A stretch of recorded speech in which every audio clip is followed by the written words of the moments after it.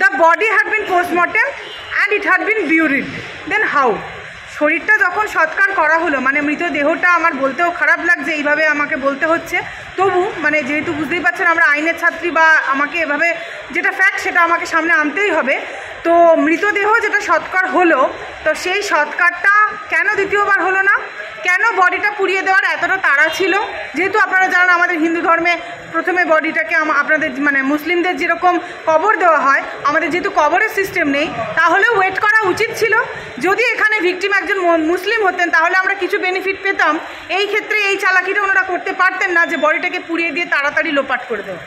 তো এইভাবে মানে যে কাণ্ডগুলো তৃণমূল সরকার করে যাচ্ছে, এটা একজন আমরা মহিলা মুখ্যমন্ত্রীর থেকে আশা করি?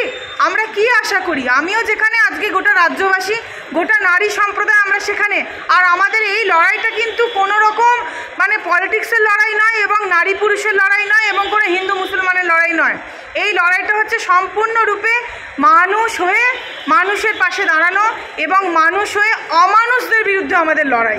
এটাই কিন্তু আমাদের লড়াই। আমাদের লড়াই কিন্তু কোনো অর্থে মানে এই আজকের দিনে দাঁড়িয়ে এই মতাদর্শটাই বলবো আমি, এটা পুরোপুরি সামাজিক একটা ব্যাধি। আমাদের সামাজিক স্তরে এই আজকে লড়াইটা। সুপ্রিম কোর্ট বারবার এই প্রশ্নই করছেন যে, এবং যিনি দাঁড়িয়েছিলেন আর কি মানে কপিল সিব্বল, আমি কি আর বলবো, তাকে মাননীয় বলেই আমাকে সম্বোধন করতে হচ্ছে, কিন্তু সম্মানটা আসে আমাদের অন্তর থেকে। তার জন্য সেই সম্মানটা আমি আর সত্যিই রাখতে পারছি না একজন মানে এই ফেলো আইনজীবী হিসাবে। তার কারণ উনি হাসছেন।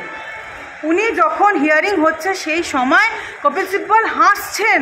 হেসে হেসে উনি যখন সাবমিট করছেন, তখন আমাদের মানে এসজি বলছেন যে আপনি এইরকম একটা সিরিয়াস ঘটনায় আপনি হাসছেন কিভাবে, আপনার কিভাবে হাসি পাচ্ছে? এবং বারবার উনি প্রধান বিচারপতির দৃষ্টি আকর্ষণ করার চেষ্টা করছেন যে কিভাবে ওনার এই জায়গায় এইরকম একটা দুর্বিষহ ঘটনা ঘটে গেছে, এখানে কেউ পকেট ভরানোর চেষ্টা করছে, এটাকে উনি ডিফেন্ড করছেন। এবং উনি বারবার বলছেন মেয়ের বাবা মা কোনো কেস করেনি।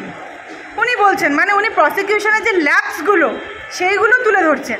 তা মেয়ের বাবা মা যে কেস করেননি, তা মেয়ের বাবা মাকে দিয়ে তো কেসটা করানো হতো। বারবার তো এটাই উঠে আসছে যে মেয়ের বাবা মা 3-4 ঘন্টা ধরে, বা maybe more than that time, they couldn't see the dead body, I mean their daughter. মানে তারা বারবার চেষ্টা করেছে তাদের মেয়েকে দেখার, কিন্তু তাদেরকে দেখতে দেওয়া হয়নি।